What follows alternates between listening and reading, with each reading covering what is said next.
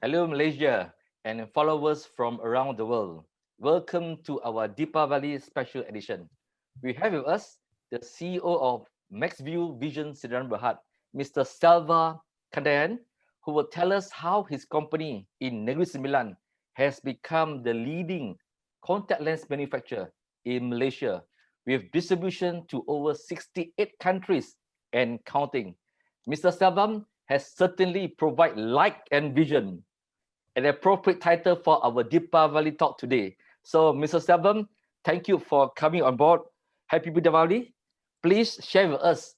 Your company has been around for 16 years, but you have been under the radar.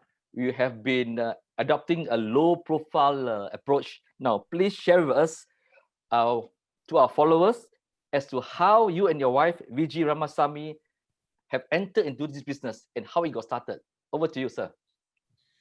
Hi, Dato. Good morning. Thank you for giving me this opportunity. It's indeed a great pleasure and honor to be part of these FB Light Talks, especially at the right moment, just before the Deepavali. I think it's a great time to get people connected together and keep everyone motivated and moving forward and looking forward for the light at the end of the tunnel. I think the light, we're going to see a great light ahead. So just keep holding on. And that's what we are doing at Maxvue. So despite all these, and we're working very hard, and we're definitely going to see a good light, a good year ahead. So we're very confident on that. Talking about where we started, how we started this business, actually, back then, I didn't even know such thing as contact lenses. I'm never aware there's such thing called contact lenses exists until one day my wife came home and told me that she was working for a perfume importer. I see. Okay. He said one of our client came and asked a personal favor from me that asked me to source for contact lenses because he's doing the trade in his country. So he needed me to source for contact lenses in Singapore. At that time, both of us living in Singapore. I was a chief software engineer with Sharp Electronics. I handled mainly TV projects. Okay, so high flying career, nice job, comfort and everything. But before I go to Singapore, actually I was running a software business with my buddy in Malaysia. So for some personal and financial reason, I had to quit that and let him run. And I got married, and me and my wife left to Singapore. But my intention is always to come back and start my own business again. It's been a burning desire in me. And I've always been thinking, one of my last project when I was in Malaysia with my buddy, was I did something for Proton, a test equipment for Proton. And we had a lot of headache to support the project. On the way to airport, my friend, my best friend, my buddy was driving me to airport. And I told him, this is so frustrating. There's no continuity in this engineering business.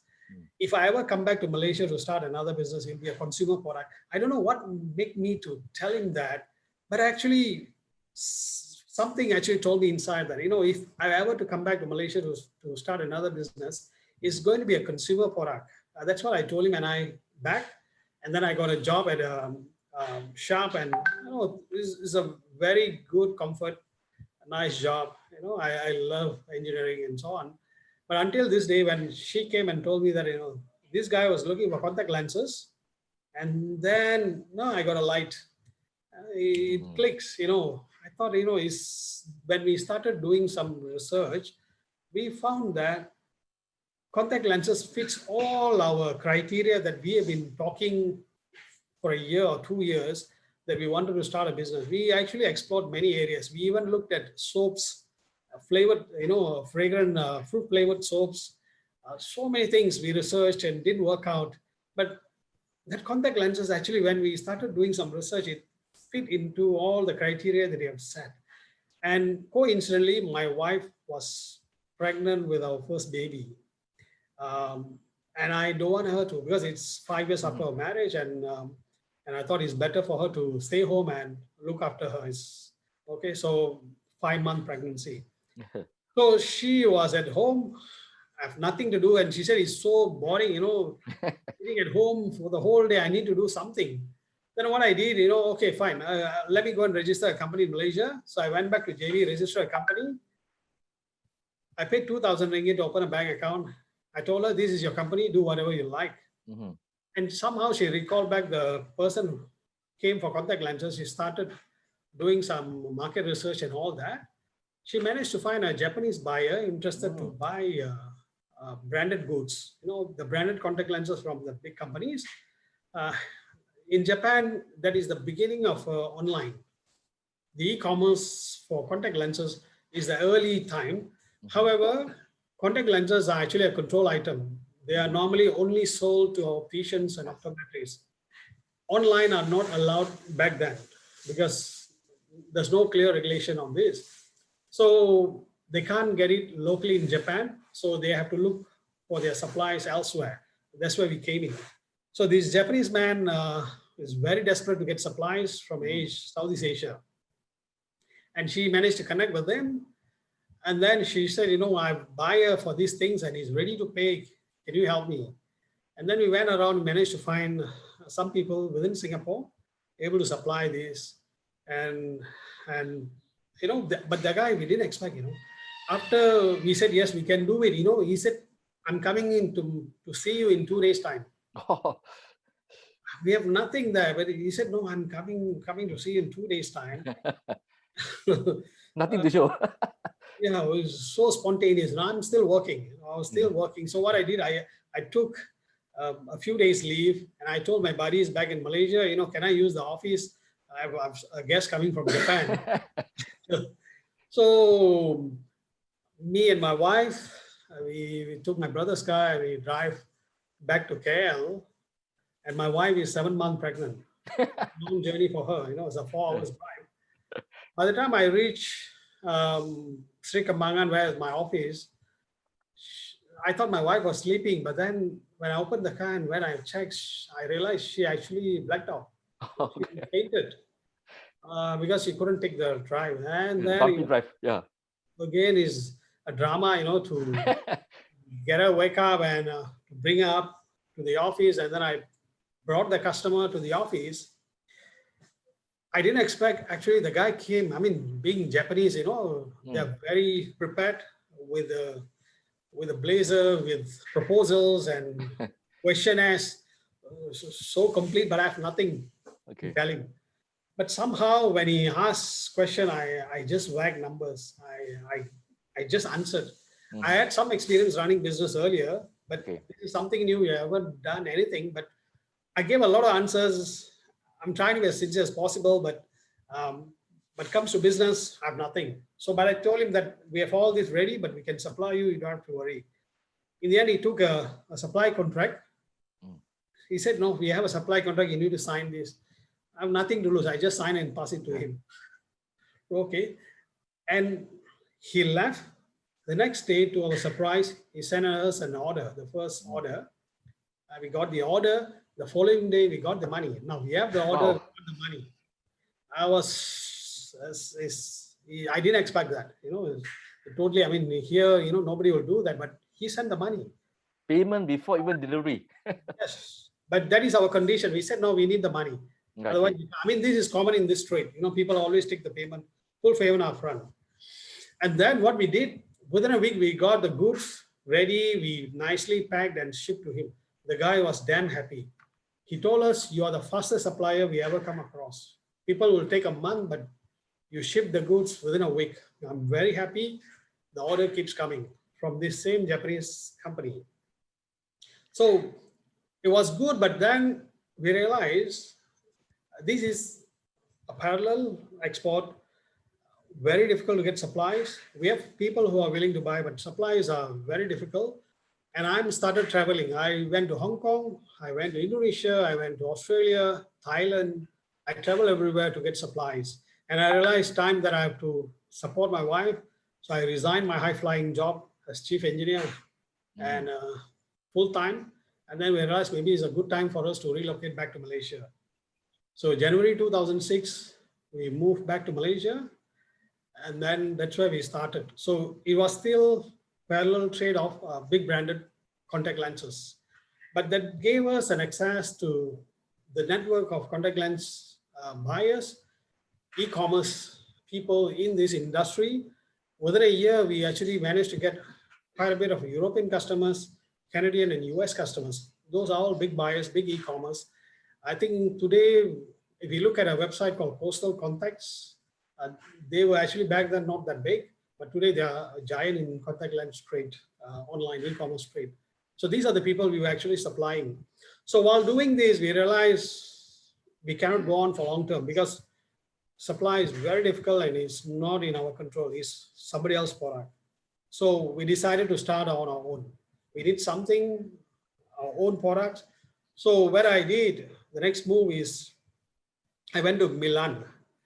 Milan, is the capital of eyewear industry. They have an annual event. It's called Milan International Optical Expo. And that's where all the eyewear fashion starts. You take all the big brands, Gucci, Prada, whatever. So it's all, that is the homeland for all these big brands. And all the eyewear industry people will go there, have their big booths and expos. I went and visited and I was impressed. I told myself I should be part of this. It is so impressive to be an exhibitor here, and it's all our multinational companies, multi-billion companies here, but I want to be here as well. That is my vision when I saw that expo. It was so fashionable, so impressive, so busy. You see the contact lens and eyewear buyers from the whole world going there. Okay, and it was in 2006. And I think 2 years later, we went back to Milan as an exhibitor with our own brand, ColorView.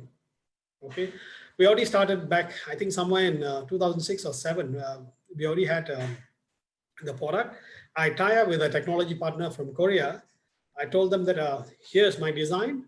You manufacture these contact lenses for us, and you need to support me for minimum 6 months with these terms. And he agreed. I was surprised. Today, nobody will do that, but that man was willing to support me, supported me while we were selling our parallel goods. We actually inserted our own brand. Okay, we learned a lot of things along the way to improve. I know people say, your packaging is terrible. You need to change that. So we hired designer teams and we changed everything. And the thing is about us is we started business overseas, not in Malaysia. Okay. So one of the first country we sold our products to is Poland. A year later, then we come back and looked at local market, but that is how we started. So from the parallel trade, we found that's an issue. And then we decided to start our own brand. And we found a technology partner visiting the place where the eyewear industry innovate, Milan. And I saw what's happening in that. And we have a strong vision to be part of this big industry, the creative industry. And 2 years later, we went back, we really participated, we had our own stand. And from there on, every single year, we've been going back to Milan. And Milan is one of the important places where we build our network with so many countries. So that is to give you a brief idea where we started and how we entered into the export market. Okay, Selvam, I want to take you back a bit. When you started this business, what was the required capital that you need to put in to start this business? And do you need any production line for this kind of manufacturing? And that when you started this, where would you be getting your raw materials from to produce contact lens? What kind of raw materials are needed to produce contact lens?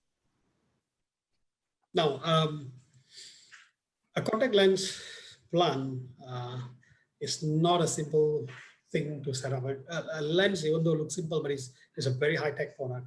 The material itself is complex, and it's a secret. Nobody will share with you. Okay. So trying to tackle such a big challenge at the beginning, it's not an easy unless you have tens, probably even hundreds of million in your pocket. You need a very deep pocket. I'm sure that even the biggest people locally trying to enter contact lens business are still not there yet. So it's not an easy thing. You need to move smart.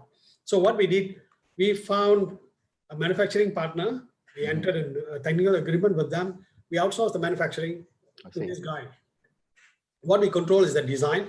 The key thing in contact lenses, there's many big challenges. So you can only tackle one at a time. The key thing for you is to have your brand and then your brand license. This itself is a big challenge.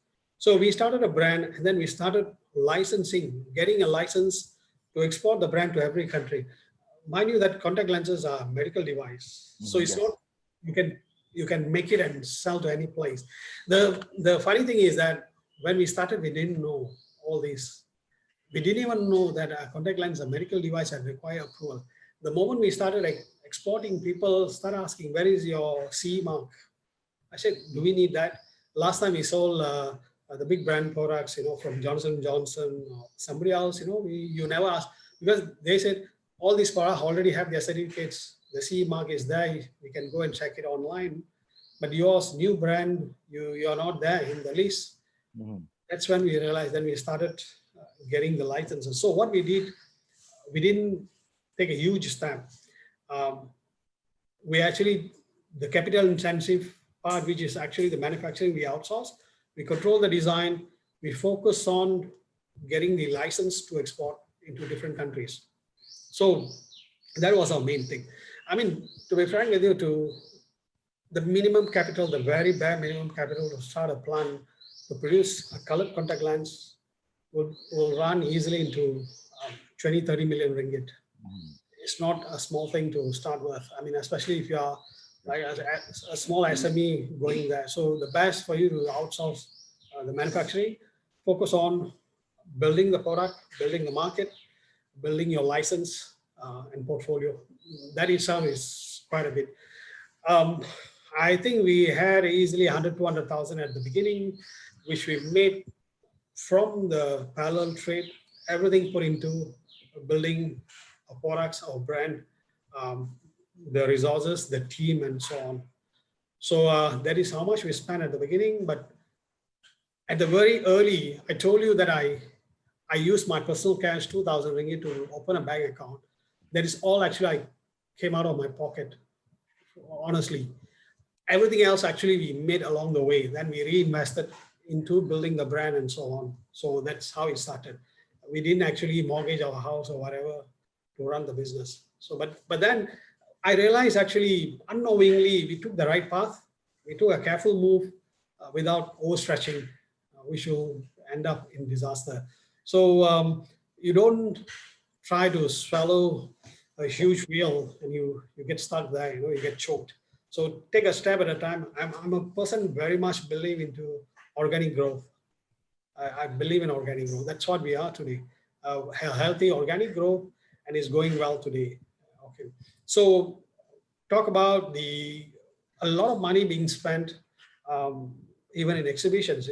Each will cost us easily about 100, 200,000 to set up the booth and so on. But all this we made along and we reinvested carefully. We set a budget and we reinvested. So that's how we started. Licensing is another expensive affair. US FDA approval set you about 100, 150,000 ringgit and so on. Yeah, so everything is costly, even the licenses. I've given a simple example. To get a Russian approval, it took 4 years. Okay. 4 years. US FDA, first time it didn't go through. Some years later, we tried again. It took another 2 or 3 years to get an FDA approval. So a current CE renewal is ongoing for 2 years due to transition from new regulation set. So the regulatory part in contact lenses are very intense. You need a right team, people who know regulatory frameworks and so on. So it is unlike any other fashion products or eyewear, which there's no regulation on it. Spectacles, sunglasses, nothing. But contact lenses are medical device. They are going closer to healthcare. Okay, something like your injection. The syringes. We are talking about similar class of regulatory control. So we were careful until today. we have lines with our partners. We own a line, but we didn't bring those things here. We do certain part of, now today we do some part of work in Malaysia here locally. We have a bigger factory unit. We do certain part, but we still heavily rely on outsourcing. Okay? Because the range of product is so wide. If you look at it, of all the contact lens players here right now, we probably have the largest number of SKUs, variations, and it's not easy to handle everything on our own. So we actually cleverly outsource them and focus on the heartbeat of the business, which is actually sales and marketing. I see. So when that stops, everything else will stop. So I keep an eye on that, the sales and marketing part, which I feel is a key for you to build up. The rest you can always find people to do for you. So Selvam, of all the 68 countries where you export your lenses, what are the countries which has got the most stringent requirements? Now, US FDA is, we are not really exporting big time into US yet, because we are still trying to change the approval. We have got to only a limited range. We are trying to change that. So US FDA is still one of the stringent, but there are markets which we are yet to enter, like Japan, which is probably known to be one of the most difficult to get approval. Japan, Middle East itself. Yeah, they also have a very stringent regulatory framework. Middle East typically will take several years. The same goes to Brazil. Yeah, even though we see they are not really a developed country, Brazil have a very tight regulatory framework. But today, CE, which actually covers the entire EU, used to be generally easier, but today it has changed. There's a new framework. It's called regulatory requirement called MDR. It used to be what we call MDD, Medical Device Directive. Directive means recommendation that you should do all these. That has changed into medical device regulation. When they call it regulation, you have to follow. It's not optional. So the MDR is very difficult, and I think it's going to be one of the hardest nowadays. So that is our experience at the moment. I think our renewal, we earlier had it, and after 5 years, we are renewing. The renewal taking almost 2 years due to many additional new requirements.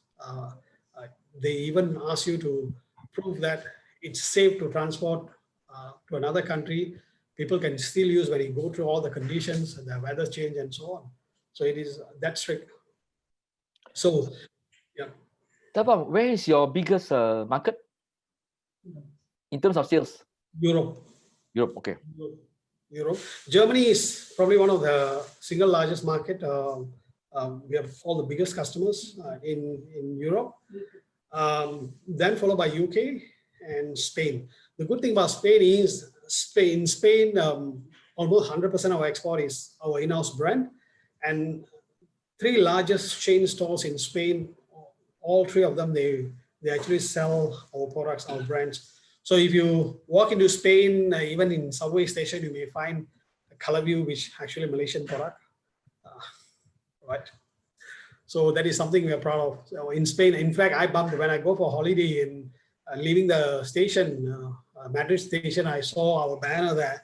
We were so excited, and we walk into and took selfies with them and so on. So that is one of the things that is so satisfying, when you see your products there. Selvam, what is their reaction when you will tell these potential clients and at the exhibition fairs that you are from Malaysia, from a little town in Negeri Sembilan? No, Malaysia, some people even struggling, where is Malaysia?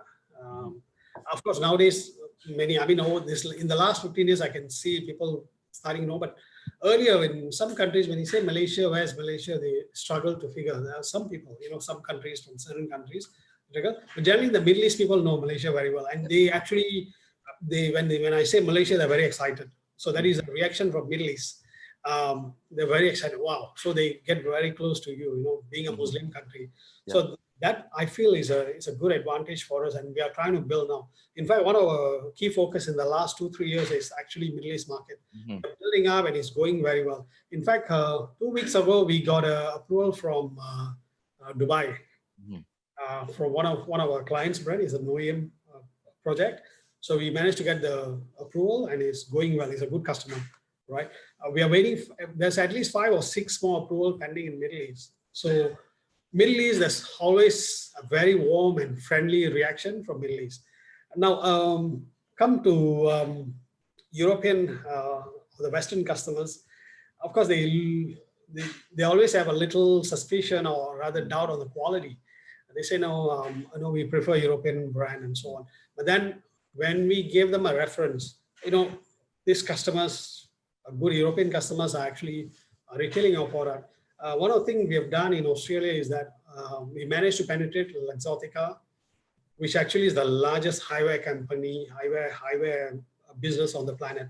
Luxottica as a giant comes to eyewear. They own from retail outlets to the brands. You name it, all the top sunglass brand is all belong to them. Oakley, Prada, Gucci, and so on. And then recently they acquired Essilor, is another giant. They acquired it, so they are too big. And out of the big MNC brand, there's 4 big MNC players in contact lenses. Out of that brand, we are the only brand they accepted to color lens brand they accepted to retail in their stores and their websites. So that's something we are very proud of. Luxottica actually retailing our product. Okay. And that's in Australia and New Zealand. And when we saw such profiles, we instantly, Luxottica is retailing your products. Okay, now let's talk about it. So it takes a while. See, the thing that we did in Milan, we were very consistent. See, I tell everyone, the number 1 rule if you wish to be successful is not about being smart or being the best strategy. You need to be consistent. It's always a number 1 rule. Whatever you want to do, make sure you be consistent and don't quit. We went to Milan, a lot of money, hardly anybody pay attention. People just pass by. But the person who didn't come to our stand on the first year, second year, but third year, they actually pop in. Oh, you guys are still here. I see you last 2 years here. You're still here. Yeah, we'll be here. Third year, fourth year, then they said, no, let's talk some business.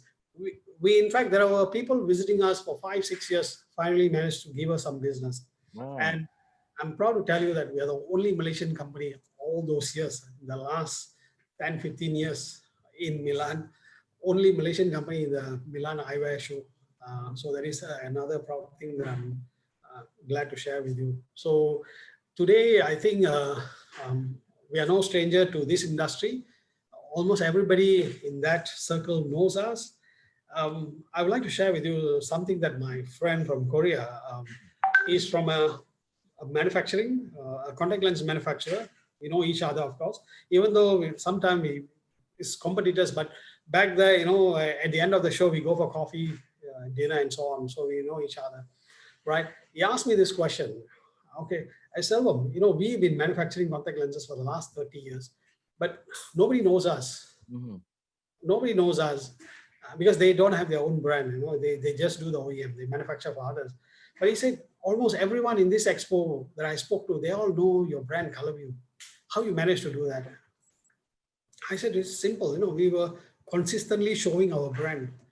You were only showing them your factory. There's no identity to your factory. But we were showing our brand, consistently showing our brand.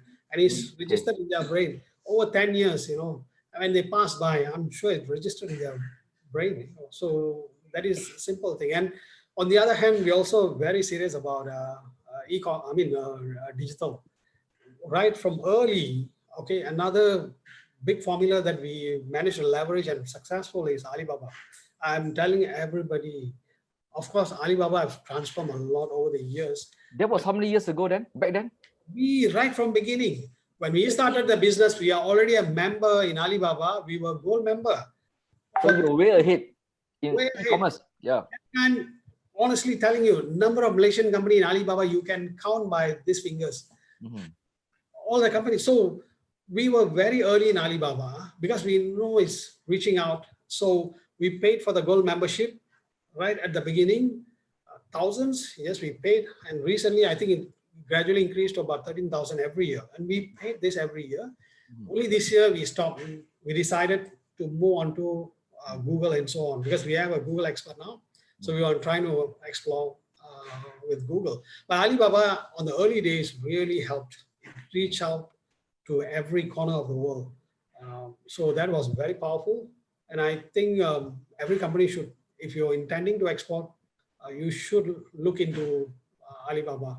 But today is highly crowded, very competitive. Back then, I think we had a bit of head start with Alibaba, but not only Alibaba, we were in every single B2B portal.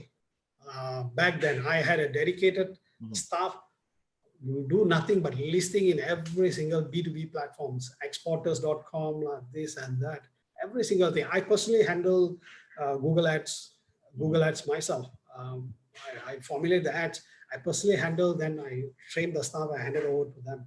We were in Facebook today, we have a team, not a single person, an analytic expert, content developers, a few designers. So we have a team that looking after social media advertisement. So if you can see our advertisement are very high quality. We really create ideas with social media. So that is something that we started way ahead that really helped.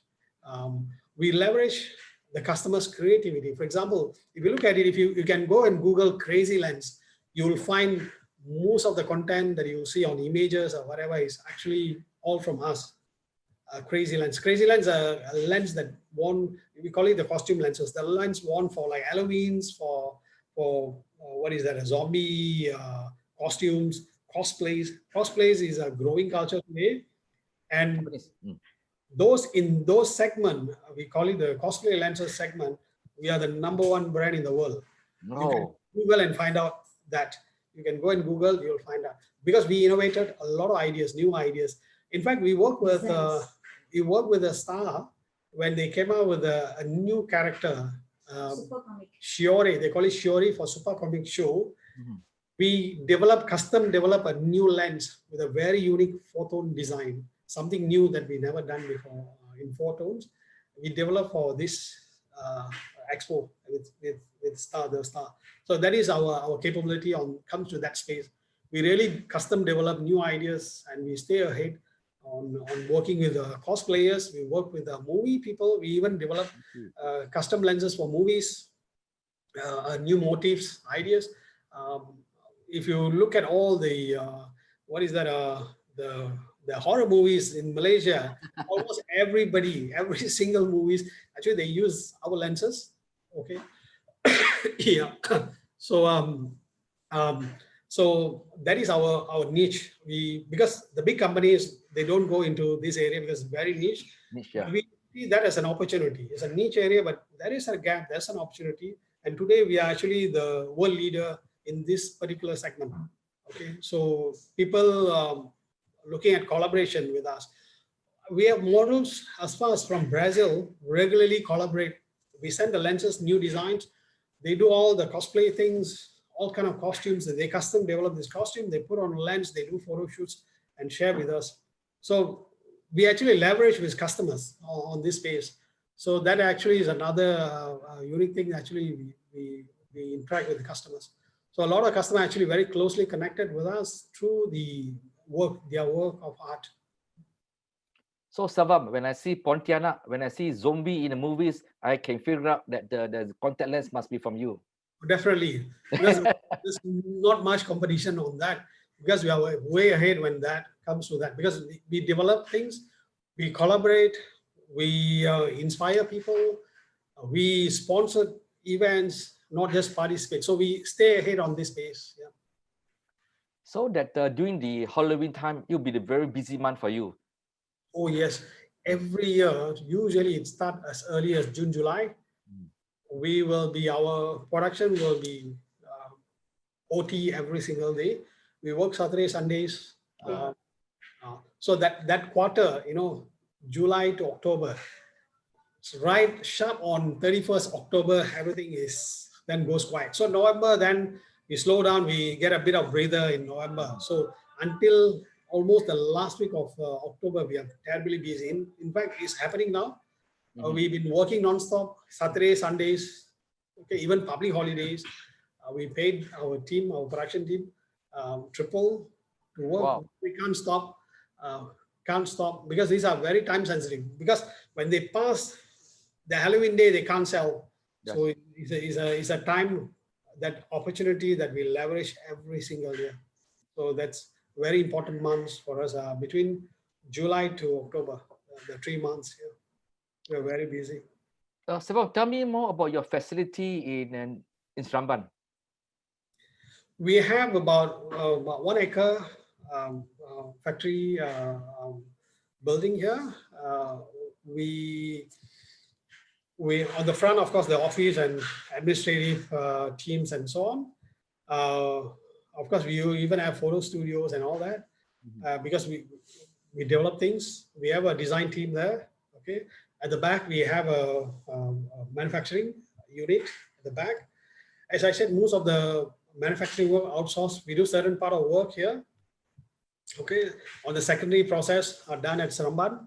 Okay, so that is our facility here. We have a regulatory department which actually closely looking at the product qualities. Okay, on the product qualities, various measurements, control part, the control parameters, for example, the clean rooms and sterilization data and so on. So there are a lot of things to be verified for every lot of manufacturing. So we have a team on that. Okay, and then we have OEM department. So OEM now become bigger part of business. In fact, at the moment with this COVID and all that, Europe is really slow. Usually we get very large orders from European customers for Halloween, but all those actually very slow now this month. Luckily, we actually offered OEM services a couple of years back, and that really helping at this moment. So somehow we are breaking even at this point of time with majority with the OEM business. So the OEM is a bigger part of business which we are taking care. Is a lot of work, a lot of process involved, from development to mold and printing and so on. So if you want later, I can share with you the some of our the process on contact lens manufacturing, from molding, material formulation, lens molding, lens printing, demolding, and then polymerization, okay, hydration, sterilization, and so on. So there's a lot of process, which actually clean room process. Okay, so we have a good control of that with teams at different departments at Seremban. Okay, and then of course the other part which actually we take care is the regulatory part. So whatever we do here need to comply. So there's a team actually taking care of the compliance, and we need to make sure that what we file and is exactly what we do. And then sample retain. So we need to retain the samples for every lot. In case of any complaints, we verify with the retained samples, and so on. So those are the things that we handle at Seremban. We are improving certain process. We are trying to bring back here, and we are getting equipments to handle that. So things are going on gradually. One of the bigger projects we actually planned is on hold, to set up a new line. We put on hold for different reasons. I mean, looking at the market as a situation, maybe we need another year or two before we look back into that. Yeah, so that's what's happening at Seremban now at the moment. Selvam, you mentioned OEM. What is OEM? Now, okay, we make lenses for our in-house brands, but we also make lenses for other people. Today, a large chunk of business are going for OEM, which actually we call it private label. I mean, somebody else's brand. So we make the lenses for someone else under their label. So private labeling. So that actually have grown very well. We realized that we had a good strength on that. A lot of people approaching us because we can do, we are able to handle smaller orders. which the bigger companies can't. Well, we are able to customize things for people. So we are highly flexible in this, and being approached by a lot of new players who's going into contact lens business. They approach us, and that is still something interesting for us, because we feel along the way, if they make it, they grow and we grow as well. So our OEM business are actually contributing a larger part as of now. We actually, in the last 4 years, we have a lot of OEM customers in Malaysia. We managed to get some large OEM customers from Europe, particularly in UK and Germany. In Germany, we tried to penetrate the market with our own brand.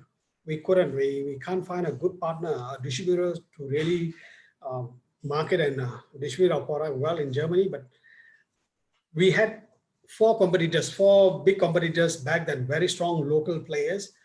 Over the years, it took us 6 years to bring one by one all of these four of our competitors to be our customers. Today, all four of them, all four competitors are actually our customers. We make their brands. So we couldn't penetrate our brand, but what we did, instead we made them our customer by making the OEM. So that's another way. So if you go to Germany, it is still the product from us, but instead our brand is their brand. So those are the things that we decided, okay, now we can't penetrate. It's so difficult where the local players are so strong.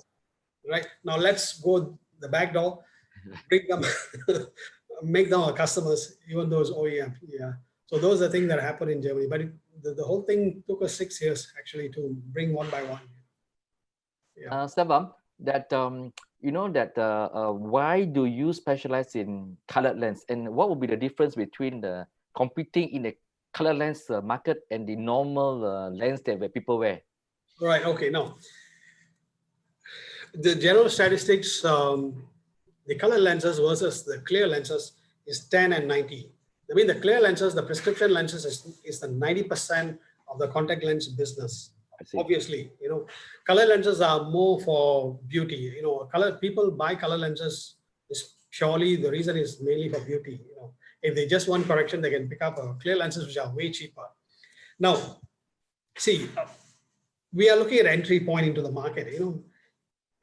The four giants are four pillars of the contact lens industry. They are very big, and they are guarding it so strong. And it's not easy to penetrate the market with clear lenses. With their capacity, their capital, and their control of the optician network, it's not easy for us to penetrate. So we are looking at a niche area where we can penetrate. We found that back then, 15 years ago, in color lens business, there's only one single company controlling almost 90% market share. So that is one of the reasons when we choose the color lens. That's our strategy. We saw that when we did the market research, we found 90% of the share actually goes to a single company. Whereas, that means there's a lot of opportunity here. A single company control, that means the people are not getting enough choice. See, the thing about fashion, unlike the prescription lenses, which is nothing, you just pop in and you get correction. You don't need variation. For 20 years, you can be using the same product. Yes. You don't need a different product as long as it's comfortable. But fashion is different. When you buy this shirt this year, you won't buy the same shirt again next year. This is fashion. Fashion has to change. People will try different flavor, different colors. So we realized we can inject new idea, new design, something fresh into the market. And that's when we come up with 3 different range, and it worked. So that is our entry point. Fashion is easier to see. You can't see a very strong dominance in fashion. I mean, you can have a huge brand like, the designer brand selling 2,000-3,000, but you can also see people easily entering the market with 30 ringgit t-shirts, whereas the 300 ringgit t-shirt can sell, but you can also still sell a 30 ringgit t-shirt. It's purely creativity. So there's no one can dominate that space when it comes to fashion or creativity. So we penetrated with that. And gradually, when we have the enough network, we introduce our clear lenses. And today, I'm glad to say that our clear prescription lenses are doing very well in Malaysia. We worked so hard to get into this market. very consistent hard work. We send the product for clinicals, it come out with flying colors, and that clinical really helped convince people it's growing very well now. So I'm glad to say, in fact, we're even replacing patients who've been using big MNC products with our product. Okay, so if you go to Shopee, you can start to see our products actually going up. The number of sales actually catching up, hundreds to thousands per month in Shopee for each listings there. So we are slowly getting there. The other thing we did with clear lenses is clear lenses are like something like close to something like medicine. Yeah. You end of the day, you need prescription from the optician in Europe and US. Only with prescription, end customer will buy something. And it's not easy to convince an optician to recommend your product. It's a big and very expensive exercise. Thanks. Now, so we don't have that big deep pockets to do that in Europe. So again, what we did, now we can't penetrate with our brand. Now let's get OEM business. We have a very good OEM customer in UK coming back every week, repeating the orders. Okay, it goes in thousands, tens of thousands weekly with the OEM. Our clear lenses, they're very good, but it's not easy to penetrate the optician because they won't recommend. They only recommend the big brands. So we took another route. Okay, now let's attack with OEM, and that works well. So we approach optician. They said, "You can do my OEM. No, this is I can't buy hundreds of thousands." I said, "No, it's okay. Just give me a few thousand. I will still do it." They're very happy. You know, we are doing it one by one, one after one. So our clear lens attacking the market through OEMs, locally our in-house brand doing very well. Okay, doing very well and is growing. Okay, so is a strongly guarded business by the big players, big boys, but we are making our steps into the market and is going in. Yes. Selvam, what would be the preference of, for example, Asians? Do they like to wear blue contact lens? And what's the preference of Europeans and the Arabs? Are there any particular preference for color? Yeah. Color? Very, very simple rule. You know, comes to Asia, the number one color that works for Asia, if you want to start contacting business, do brown colors. Brown color, okay. Brown color, variation of brown color. You need strong light browns and you need dark browns. To tell you that the Chinese are more conservative, they will choose for something very subtle, not so obvious. Okay. Malays are a bit fashionable. They are, you know, they are more expressive. Okay. They love stronger light brown colors. Now, brown is number one seller. Number two is gray. Gray, okay. Gray is also the second popular choice in Malaysia, and also those Middle East. Okay. Middle East is the same trend. You know, so you take Asia right from Japan all the way to Middle East, brown and gray are very strong. So you need to have variation of collection of brown and grays. Middle East, they love very strong light looking grays. They love European like eyes. So we have that collection of grays for Asia. Now, after this, Malaysia, or the green is also, I know some people, when they go with certain costume, for example, Raya, they wear a green costume. Love a baju kebaya green. Okay. Green contact lens. Matching. Matching, yeah, correct. They also match the costume. So you have green and blue. Some people also love blue because, as I said, fashion, people love to try different things. You know, yeah. They are too bored with brown, and then sometimes they go a bit adventurous. You know, they try blue and green. Those are the next one. But brown is everyday thing. You know, there are a lot of people actually today, they go to office, you know, counter job. Ladies who are at the counters, they love to wear contact lenses. You don't even realize. If you see your banker lady, officers, when they come and meet you, most of them, they have something on their eyes. Some dark black, even black color. For a while, actually, black was a top seller in Malaysia. Oh. People will ask, you know, how come? I mean, we have a dark, black, almost black iris, and why do I need a black? This trend started from Japan, then is coming here. When you put on a black lens, your eye actually looks very shiny black. Our eyes are not exactly black. It is actually a dark brownish and is a semi-translucent. So it doesn't really reflect the light. It's a bit semi-translucent. But when you put on a black color, it gives you a sort of a doll-like effect. A I very see. tiny, dark black, a lovely effect, which you'll see a lot of Chinese girls actually love this. So it works very well and is a very popular trend in Japan and Korea as well. And now is also popular in Malaysia. So black color is also popular, but now the trend has moved a bit on more subtle, simple. Brown colors are still the most popular, followed by gray. Occasionally they go for blue and green. Now goes to the Western country, depend on which, for example, Europe. You go to the eastern side of Europe where many of them have light eyes, light colored, grayish or bluish or even greenish eyes. They love to wear dark color. They love brown, dark brown. They want to be like Asian.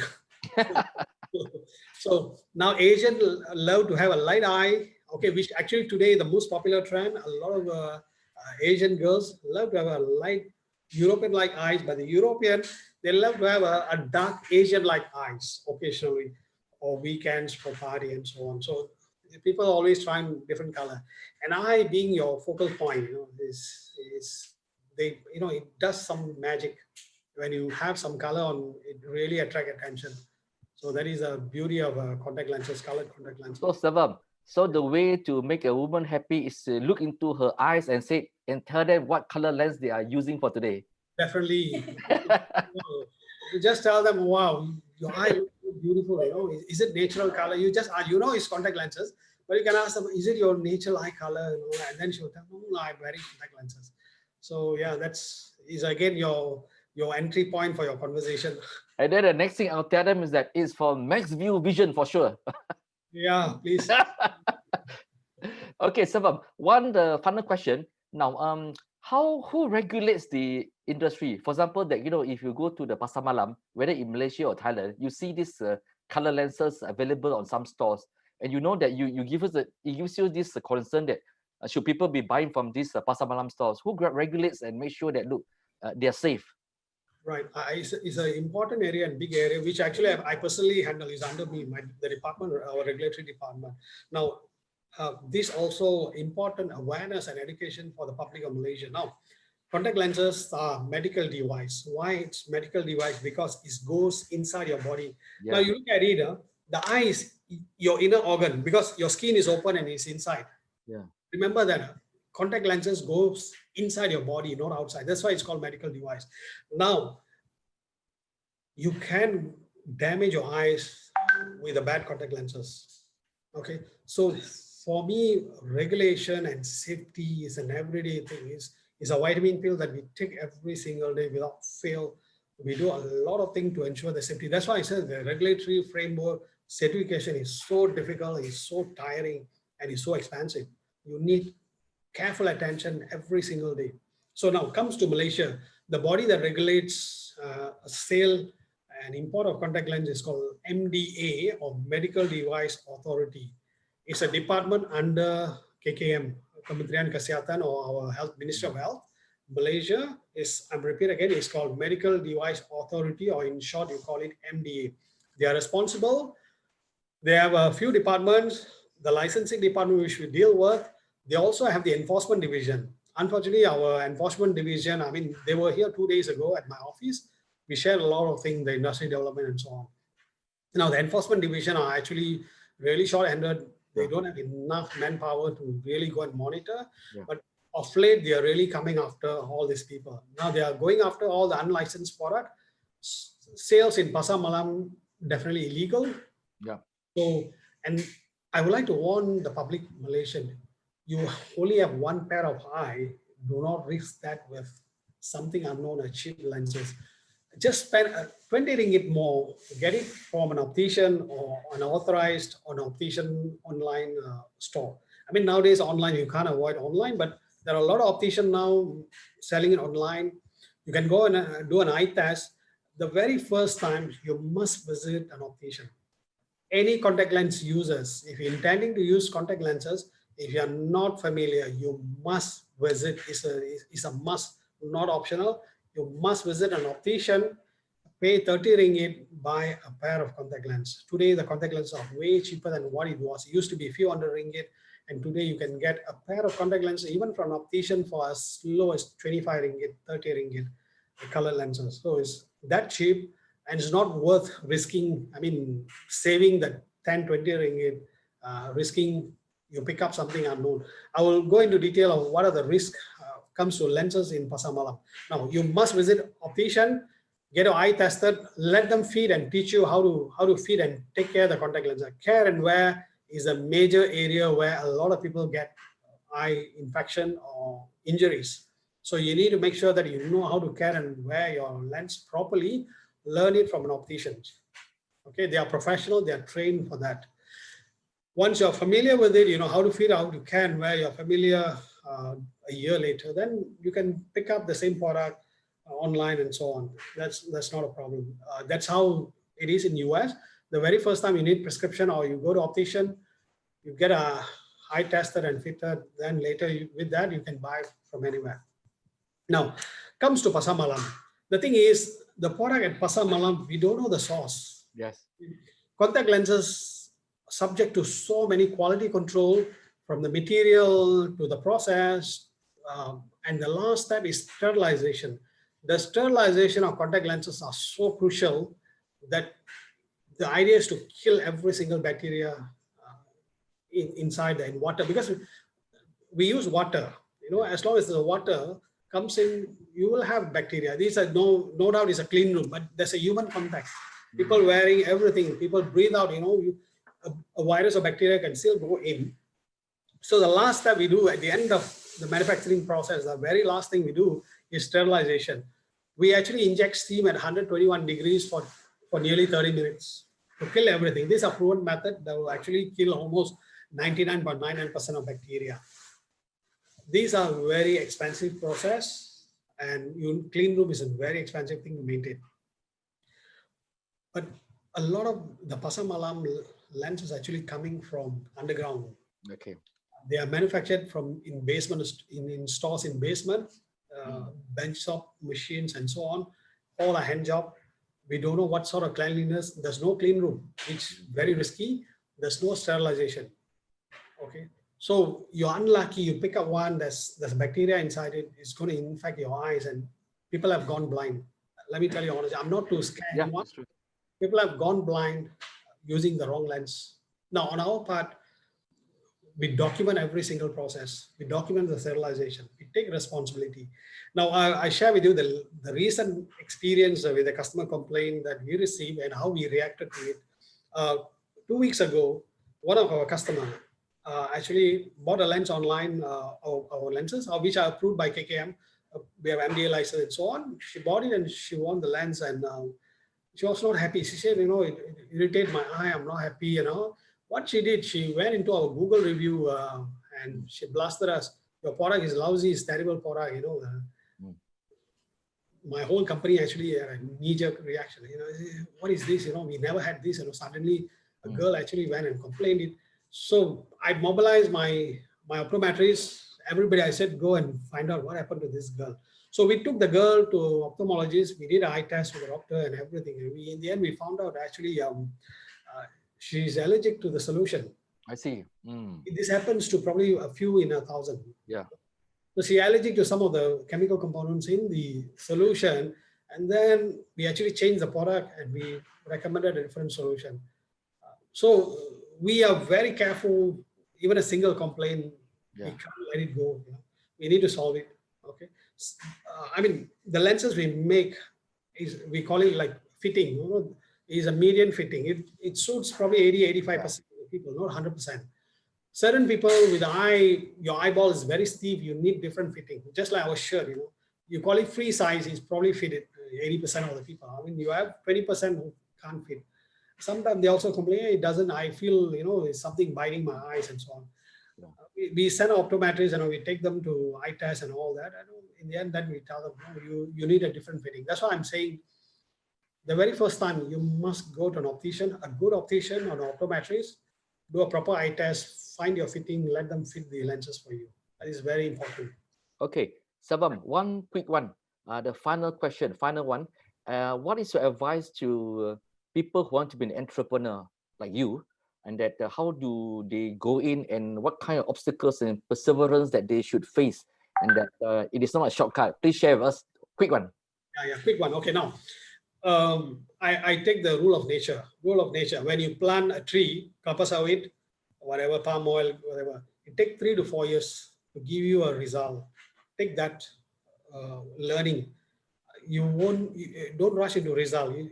Anything you build, it takes 3 to 4 years. Be consistent from day one until, no matter, until you quit the business, or you exit the business. Not quit. You should exit the business with a lot of money. That is the idea. Okay, so be consistent and keep going up. Believe in organic growth. Don't rush into big results. Okay, business is a long journey. Enjoy the journey. Okay, don't rush into result, get too tired, and then get too stressed and give up. A lot of time people rush into results. You need to understand that you need 3 to 4 years to get a degree. You need 3 to 4 years to get a home, start earning a rental income. Invest into a home, you pay a deposit. It takes 3 years before you get the key and renting out. You need 3 to 4 years to get a fruit from your trees. These are rule of nature that you cannot defeat. So stick to rule of nature, be consistent, have a vision, and work on it. Don't rush for result. Okay. Thank you, Selvam. Yep. Thank you, Selvam, for sharing your vision with us. And of course, for taking a time off from Deepavali celebrations. We wish all our followers a happy Deepavali once again. Please remember to like, follow, and share RealChunWai. Thank you very much, Selvam. Dato, thank you for the opportunity. I'm wishing you happy Deepavali. Thank you. Happy Deepavali. You can always approach us if you need, more detailed discussion into entrepreneurship. I even wish to do contact lens business. We will be more than happy to share a lot of things with you. Thank you. And take me for a good meal at in Seremban. Please, yeah. A lot of good restaurants now in Seremban. Yeah. Okay. Banana leaf. Okay, bye. Okay, bye.